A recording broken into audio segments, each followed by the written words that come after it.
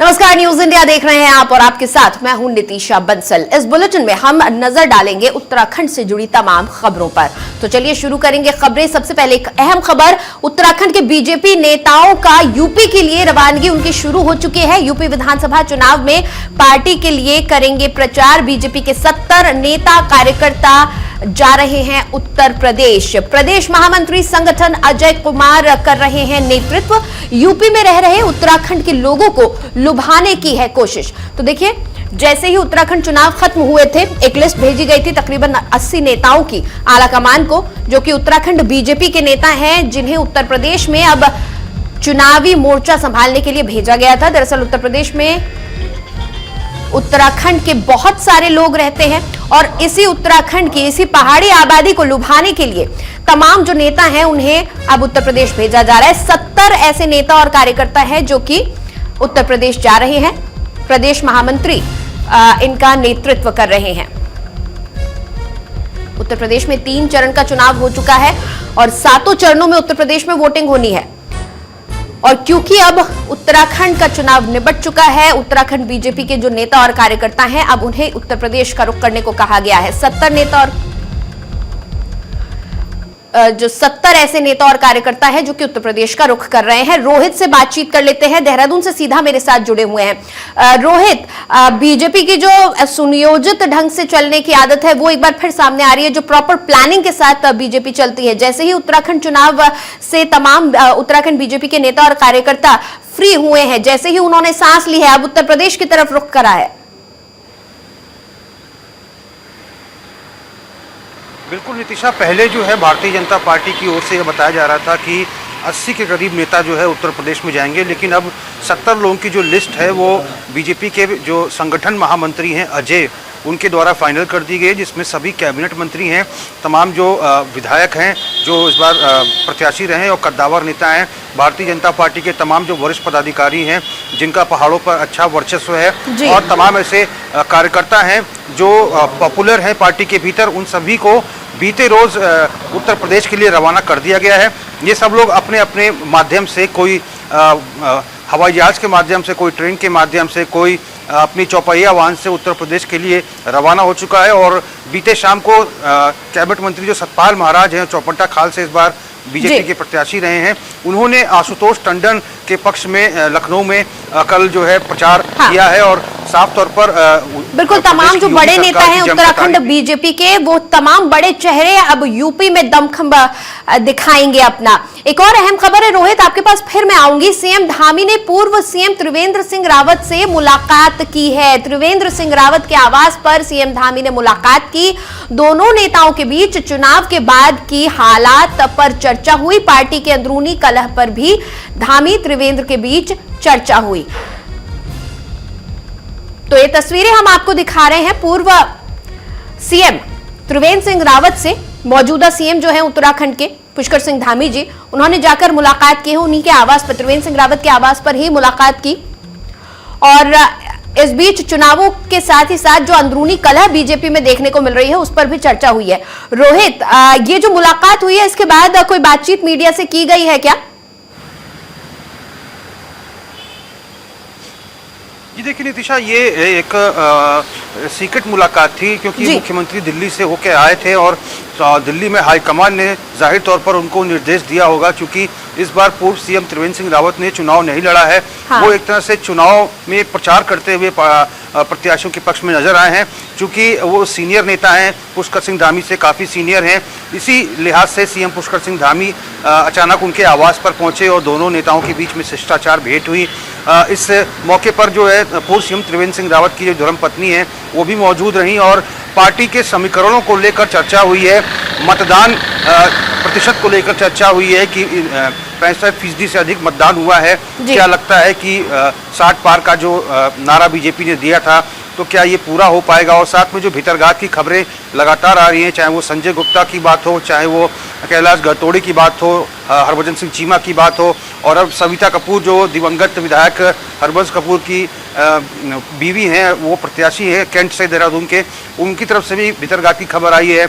अब पूर्व कैबिनेट मंत्री और प्रत्याशी हैं डीडीहाट से बिशन सिंह चुपाल, वो भी अब भीतरघात का आरोप लगा रहे हैं। केदार सिंह रावत जो कि यमुनोत्री से प्रत्याशी हैं, वो भी भीतरघात के आरोप लगा रहे हैं। उत्तराखंड बीजेपी के अंदर काफी मुश्किलें इस वक्त नजर आ रही हैं, जो कि बीजेपी में काफी अनुशासित माहौल देखा जाता है, लेकिन इस बार चुनावों के ठीक बाद जो कुछ भी हो रहा है उतना यूजुअल नहीं है, मैं कहूंगी कि सामान्य नहीं है अगर हम बीजेपी की बात करते हैं। रोहित बने रहिएगा हमारे साथ। एक और खबर मैं दर्शकों तक पहुंचा दूं, सत्ता में आने के बाद कांग्रेस किसे मुख्यमंत्री बनाएगी, इसको लेकर भले ही कांग्रेस पार्लियामेंट्री बोर्ड को नाम तय करना है, लेकिन पार्टी में अभी से जोड़ तोड़ शुरू हो गए हैं। पूर्व मुख्यमंत्री हरीश रावत ने कहा कि मुख्यमंत्री कौन होगा इसे कांग्रेस की राष्ट्रीय अध्यक्ष सोनिया गांधी तय करेंगी। इसके साथ ही उन्होंने कहा कि इस बार कांग्रेस छोड़कर बीजेपी में जाने की हिमाकत कोई नहीं करेगा, क्योंकि जो पहले कांग्रेस छोड़कर बीजेपी में गए थे उन्होंने देख लिया कि कितनी दुर्गति होती है।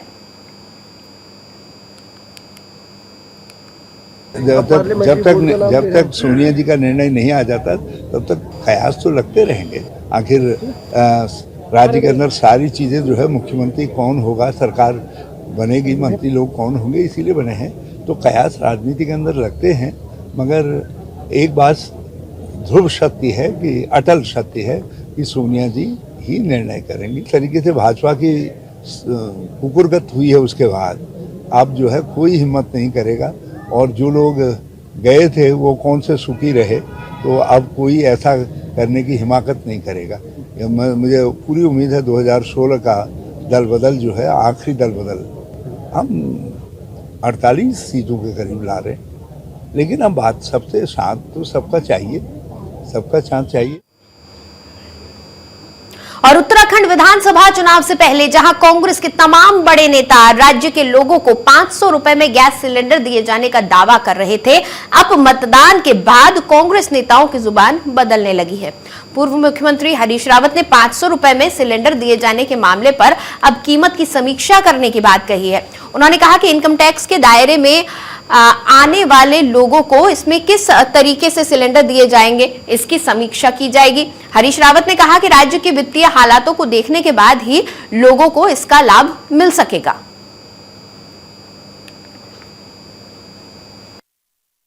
नॉर्मली जो है इस तरीके की जो दी जाती हैं वो इनकम टैक्स पेइज और नॉन इनकम टैक्स पेइज का वो रखा जाता है, मगर हम कोशिश करेंगे कि इसमें इसको व्यापक आधार, इसमें कोई बीपीएल का नहीं है, यह हमने सबके लिए कहा है, और बड़ा गणित लगाने के बाद कितना पैसा आएगा, कितना देना पड़ेगा, सब रखा है। नॉर्मली पूरे देश भर में ये प्रक्रिया है, क्योंकि केंद्र सरकार के वित्तीय प्राविधानों को भी देखना पड़ता है ना, कि कल राज्य के रूप में हम जब अपना दस्तावेज लेकर के पहुंचे तो हमसे ये सवाल न किया जाए, तो हम देखेंगे इसके क्या फॉल आउट हो सकते हैं, मगर हमने एक सार्वभौम तरीके।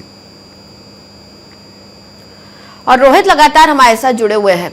रोहित, अपनी बात से कैसे पलटना है? लगता है ये उत्तराखंड कांग्रेस बहुत ही अच्छे से समझ चुकी है। अब जब वोट चाहिए थे तो लोक लुभावन वादे कर दिए, जब वोटिंग हो चुकी है तो अब समीक्षा की बात हो रही है। एक तरफ कह रहे हैं कि भाई सोनिया गांधी जी सीएम का चेहरा चुनेंगी, सीएम को चुनेंगी, दूसरी तरफ जो बयान आ रहे हैं हरीश रावत जी की तरफ से, जो बातें और वादे, जो इरादे वो जाहिर कर रहे हैं, वो साफ बता रहे हैं कि देखिए मुख्यमंत्री तो मैं ही बनूंगा। बिल्कुल नितिशा, इस समय पूर्व सीएम हरीश रावत दोनों हाथों से डफली बजा रहे हैं। एक तरफ तो वो कहते हैं कि कांग्रेस की सरकार आएगी और मुझे मौका मिलेगा तो मैं घिसियारी पेंशन योजना शुरू करूंगा, शगुन पेंशन दूंगा, और एक बयान आता है कि फिर मुझे अगर सीएम बनाया जाएगा तभी मैं एक्टिव रहूंगा, नहीं तो मैं घर बैठूंगा। और एक तरफ तो अपनी मंशा जाहिर कर रहे हैं हाईकमान के सामने, दूसरी तरफ कह रहे हैं कि जो पार्टी की अध्यक्ष, राष्ट्रीय अध्यक्ष सोनिया गांधी तय करेंगी वही सबको मान्य होगा। तो हरीश रावत मजे हुए खिलाड़ी हैं, एक तीर से दो निशाने साध रहे हैं और दोनों हाथों से डफली बजाने का काम कर रहे हैं। और जहां तक आपने गैस सिलेंडर वाले मुद्दे को पे प्रश्न पूछा है, तो साफ तौर पर कांग्रेस ने उत्तराखंडी स्वाभिमान 4 धाम 4 काम, मुख्य 4 काम के नाम पर जनता से वोट मांगे कि गैस सिलेंडर के दाम प्रत्येक परिवार के लिए, चाहे वो बीपीएल कैटेगरी का हो या एपीएल कैटेगरी का हो, सबको 500 के से अधिक गैस सिलेंडर नहीं मिलेगा। तो अब जो है चूंकि मतदान हो गया संपन्न, और नेताओं से बड़ा चूंकि अवसरवादी कोई नहीं होता, राजनीति अवसरवाद का पूरा खेल है, और अब बयान निकल के आ रहा है कि समीक्षा की जाएगी, वित्तीय प्रबंधन को देखा जाएगा, जांचा जाएगा, परखा जाएगा। अब देखते हैं कि अगर सरकार कांग्रेस की प्रदेश में बनती है तो क्या ये अपने उत्तराखंडी स्वाभिमान 4 धाम 4 काम के तहत जो ये 4 वायदे किए गए, जिसमें गैस सिलेंडर का भी मुद्दा रहा है, ये कांग्रेस पूरा करती है कि नहीं करती है? जी बिल्कुल रोहित, बहुत बहुत शुक्रिया हमसे बातचीत करने के लिए। नेता भूल रहे हैं कि जनता को बेवकूफ नहीं बनाया जा सकता है, खामियाजा आपको भुगतना पड़ेगा अगर जनता के साथ छल किया गया। बहरहाल फिलहाल अगली खबर का हम रुख करेंगे। भारतीय किसान यूनियन के राष्ट्रीय प्रवक्ता राकेश टिकैत ने हरिद्वार पहुंचे और यहां पर एक बार फिर सभी फसलों के लिए एमएसपी तय करने की मांग सरकार से की। उन्होंने कहा कि अन्य राज्यों के मुकाबले पहाड़ों के किसानों की समस्याएं अधिक हैं। राकेश टिकैत ने उत्तराखंड में ऑर्गेनिक खेती पर जोर देने की बात कही। उन्होंने कहा कि नई सरकार को इसके लिए पहल करनी चाहिए। राकेश टिकैत ने उम्मीद जताई कि नई सरकार किसानों के हितों के लिए काम करेगी। चुनाव हो रहा है, वहाँ पे कई पार्टियां चुनाव लड़ रही हैं, वहाँ किसी एक उसका नहीं है और सबके अपनी विचारधारा पर चुनाव लड़ रहे हैं। वहाँ पे एक दूसरे को तो भाई राज्यसभा दे देते तो वो बढ़िया आदमी था, राज्यसभा नहीं दी तो भाई एलिगेशन लगा देते हैं। उत्तर प्रदेश एक बड़ा स्टेट है और वहाँ पे क्षेत्र वाइज अलग अलग इशू वहाँ पे रहते हैं। तो ये है कि जनता तो नाराज है इनसे, अगर फेयर चुनाव हो जाएंगे तो इनको नुकसान बहुत होगा। और संजय इस वक्त मेरे सहयोगी हरिद्वार से जुड़े हुए हैं, उनसे बातचीत कर लेते हैं। संजय, मैंने अभी जब राकेश टिकैत जी को सुन रही थी तो उन्होंने कहा अगर फेयर चुनाव हो जाएंगे तो नई सरकार आए तब ये काम हो। क्या कहना चाह रहे हैं? क्या उत्तराखंड में तो वोटिंग हो चुकी है, अब कौन से फेयर चुनाव होने बाकी है, या फिर इनको डाउट है कि जो चुनाव हुए हैं वो ठीक से नहीं हुए? बिल्कुल निश्चित तौर पर जिस तरह नीतीशा हरिद्वार पहुंचे, भारतीय किसान यूनियन के प्रवक्ता साफ तौर पर एक आश्रम पे पहुंचे थे और वहां साधु संतों का आशीर्वाद भी लिया था। लेकिन इसी दौरान फिर वही पुराना राग एमएसपी वाला इन्होंने कहा है कि पहाड़ों में जो किसान रहते हैं उनके लिए सरकार को कुछ सोचना चाहिए। हालांकि इन्होंने ये भी कहा कि फिर चुनाव हो जाए, यानी सीधा सीधा इनका इशारा था कि जो चुनाव हुए हैं उत्तराखंड में वो सही नहीं हुए हैं। उसमें इनके इशारों पर कई मायने भी देखे जा रहे हैं। लेकिन जिस तरह से एमएसपी को लेकर इन्होंने एक बयान दिया है कि एमएसपी लागू होनी चाहिए। हालांकि आपने देखा है कि बीते दिनों यूपी के बॉर्डर पर तमाम किसानों को लेकर लगातार रहे हैं राकेश टिकैत। तो साफ कहा जा सकता है कि कहीं ना कहीं सरकार की ओर निशाना है। अब देखते हैं किस तरह से आगे चुनाव में नई सरकार किसानों के हितों में कार्य करती है। जी नीतीशा। बिल्कुल संजय, एक बात तो इन्होंने सच कही, पहाड़ी राज्यों के किसानों के सामने समस्याएं और भी बड़ी होती हैं। संजय के पास हम फिर लौटेंगे। एक और खबर है, उत्तराखंड में ईवीएम की सुरक्षा को लेकर कांग्रेस सतर्क हो गई है। कांग्रेस के जिलाध्यक्षों को दिशा निर्देश जारी किए गए हैं। स्ट्रांग रूम के इर्द गिर्द गश्त लगाने के निर्देश दिए गए हैं। कांग्रेस को ईवीएम के साथ छेड़छाड़ का अंदेशा है। चुनाव खत्म होने के बाद अब ईवीएम की सुरक्षा को लेकर कांग्रेस प्रदेश अध्यक्ष ने सभी जिला अध्यक्षों को निर्देश जारी करते हुए निगरानी करने को कहा है। कांग्रेस के प्रदेश महामंत्री संगठन मथुरा दत्त जोशी ने कहा कि ईवीएम को लेकर सभी जिला अध्यक्षों को निर्देश जारी किए गए हैं कि वो रात्रि गश्त भी करें, जिससे ईवीएम के साथ किसी प्रकार की कोई छेड़छाड़ ना हो सके। उन्होंने आशंका व्यक्त की है कि बीजेपी किसी भी हद तक जा सकती है, इसलिए कांग्रेस के कार्यकर्ताओं और नेताओं को ईवीएम की सुरक्षा खुद ही करनी होगी। जिलाध्यक्षों को और जो हमारे उम्मीदवार हैं सबको पहले कहा था, पहले ही हमने माननीय अध्यक्ष जी ने निर्देश जारी किए हैं, निवेदन किया है कि जहां जहां भी हमारे ईवीएम रखी गई हैं, कार्यकर्ता वहां चौकसी रखें, वहां पहरा रखें, वहां उपस्थित रहें, रात्रि पहरा भी दें। ये हमने पहले ही कहा था और हमें निश्चित रूप से आशंका है, पहले से आशंका है, भाजपा कुछ भी कर सकती है, सरकारी मशीनरी का दुरुपयोग कर सकती है। और देखिए ना, मशीन जहाँ एक जगह रखी है उसके बाद दूसरी जगह बदलने की बात हो रही है। अगर जहाँ पहले आपने रखी तो क्यों आप वो स्थान बदलने की बात कर रहे हो? इन सब बातों को लेकर हमारी ये शंका है, इसलिए हमने चुनाव आयोग से भी निवेदन किया है और अपने कार्यकर्ताओं से भी चौकसी रखने का। और इस बीच हरिद्वार पुलिस को बड़ी कामयाबी मिली है। 6 लुटेरों को पुलिस ने गिरफ्तार किया है। गैंग के 3 बदमाश अब भी फरार बताए जा रहे हैं। गिरफ्तार बदमाशों में एक महिला भी शामिल है। हरिद्वार की रानीपुर कोतवाली पुलिस और CIU की टीम ने एक ऐसी गैंग का पर्दाफाश किया है जो टारगेट बनाकर लूटपाट की घटना को अंजाम देते हैं। इस गैंग में 9 बदमाश शामिल हैं, जिनमें से 6 बदमाशों को पुलिस ने दबोच लिया है। गिरफ्तार किए गए बदमाशों में एक महिला भी शामिल है, जो रेकी करने का काम करती थी, यानी कि लोकेट करने का काम करती थी कि किसको लूटना है, किस तरह से लूटना है, आसपास कौन लोग रहते हैं, कैसा माहौल रहता है, कौन सा समय अनुकूल है। पूरी प्लानिंग के साथ लूटपाट की जाती थी। गिरफ्तार बदमाश यूपी के मुजफ्फरनगर, शामली और बिजनौर इलाके के रहने वाले हैं। इन बदमाशों को गिरफ्तार करने के लिए 3 थानों की पुलिस के साथ सीआईयू की टीम भी लगाई गई थी। इन बदमाशों से 5 देसी तमंचे और 7 जिंदा कारतूस बरामद हुए हैं। इसमें जो मनी सेंटर संचालक जो हैं, इन लोगों के साथ कुछ घटनाएं लगातार घटित थी पिछले 2 माह में। तो इन घटनाओं के खुलासे के लिए कंबाइंड टीम एक गठित की गई थी, जिसमें रानीपुर कोतवाली और बहादुराबाद तथा सिरपुर के लोग शामिल थे। इसमें साथ में एसओजी ने बहुत महत्वपूर्ण भूमिका निभाई। तो इसमें कुल इन घटनाओं का खुलासा करते हुए कुल 6 लोगों को इसमें अरेस्ट किया गया है, जिनमें से मुजफ्फरनगर, शामली, बिजनौर से ये लोग बिलोंग करते हैं। इनमें से एक जो मुख्य इनका अभियुक्त है, वो यहाँ पर स्थानीय कंपनी में जॉब करते थे और जॉब करने के बाद यहाँ पर सूचनाएं देकर बाहर से इनको बुलाया जाता था, जो क्रिमिनल्स हैं। उसके बाद ये यहाँ पर घटना करके और यहाँ से वापस फरार हो जाते थे।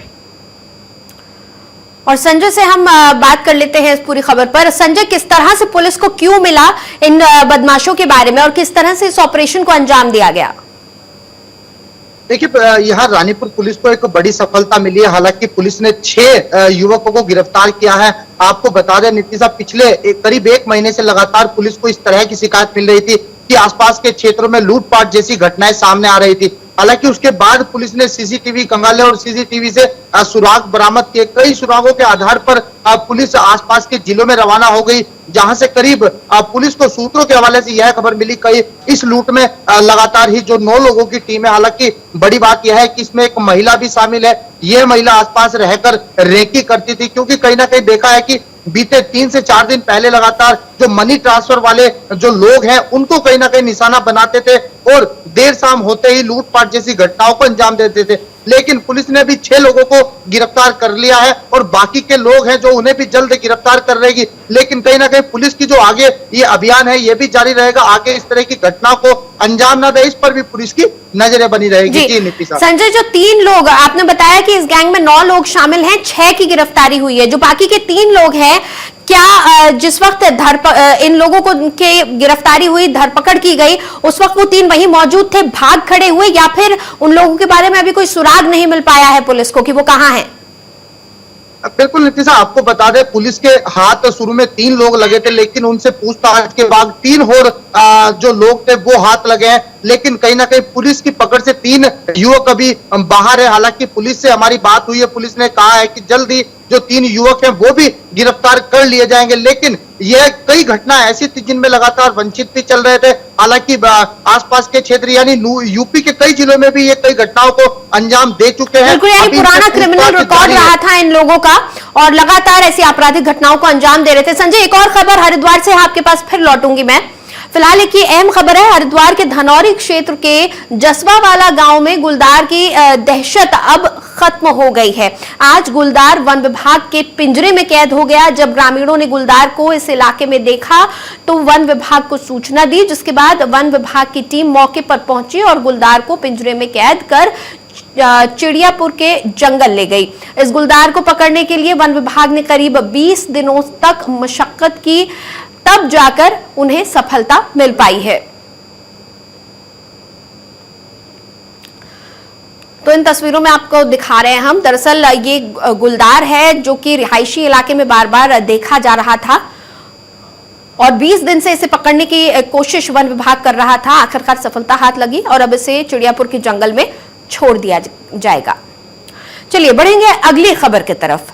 विधानसभा चुनाव के बाद बीजेपी में पार्टी के नेताओं पर भीतर घात के आरोपों का सिलसिला बढ़ता जा रहा है। अब यमुनोत्री सीट से बीजेपी प्रत्याशी और वर्तमान विधायक केदार सिंह रावत ने प्रदेश संगठन के एक बड़े पदाधिकारी पर भीतर घात का आरोप लगाया है। हालांकि उन्होंने इसकी शिकायत पार्टी फोरम में करने की बात कही है। विधायक केदार रावत ने बताया कि यमुनोत्री सीट पर उनके खिलाफ काम किया गया है, जिससे पार्टी को नुकसान पहुंचा है। चुनाव में जनता का तो भारी उत्साह था और विशेषकर हमारे विधानसभा में तो जो काफ़ी अच्छा प्रतिशत जो है मतों का रहा है, तो जनता में उत्साह था और मोदी जी के प्रति भी बुजुर्गों का, महिलाओं का रुझान था। लेकिन मेरी विधानसभा का जहाँ तक प्रश्न है, वहाँ पर संगठन के ही कुछ पदाधिकारियों ने, जो कि पदों पे बैठे हैं, उन्होंने भीतरघात किया है, वरना अंतर ज़्यादा बढ़ सकता था। लेकिन फिर भी कड़े संघर्ष के बाद भी थोड़ा बहुत अंतर से सीट भारतीय जनता पार्टी। उधर बाजपुर विधानसभा से बीजेपी प्रत्याशी राजेश कुमार ने सुल्तानपुर पट्टी के गांधीनगर मोहल्ले में कार्यकर्ताओं के साथ बैठक की। इस दौरान राजेश कुमार ने लोगों के साथ भी बातचीत की। एक और अहम खबर का हम रुख कर लेंगे। हरिद्वार से यह खबर है, जहां पर रानीपुर विधानसभा सीट से कांग्रेस प्रत्याशी राजवीर सिंह चौहान अपनी जीत को लेकर आश्वस्त नजर आ रहे हैं। उन्होंने अपनी पार्टी कार्यकर्ताओं और समर्थकों के साथ चुनाव प्रचार में जिनसे सहयोग लिया था, उन्हें धन्यवाद दिया। उन्होंने कहा कि यह मेरा चुनाव नहीं था, बल्कि समस्त क्षेत्र की जनता का चुनाव था। कांग्रेस प्रत्याशी ने प्रदेश में कांग्रेस की जीत का दावा किया। कार्यकर्ता हर क्षेत्र से, हर बूथ से, हर गांव से, हर मोहल्ले से आकर अपने जो भी क्षेत्र में जिस तरह का भी चुनाव हुआ उसकी फीडबैक दे रहे हैं। और जो भी फीडबैक कार्यकर्ताओं के द्वारा दी जा रही है, हमारे जो जिम्मेदार लोग हैं संगठन के और पार्टी के, उन सब के द्वारा जो फीडबैक दी जा रही है वो सकारात्मक फीडबैक है और अच्छा रुझान है, और जिसके परिणाम आपको 10 मार्च को देखने के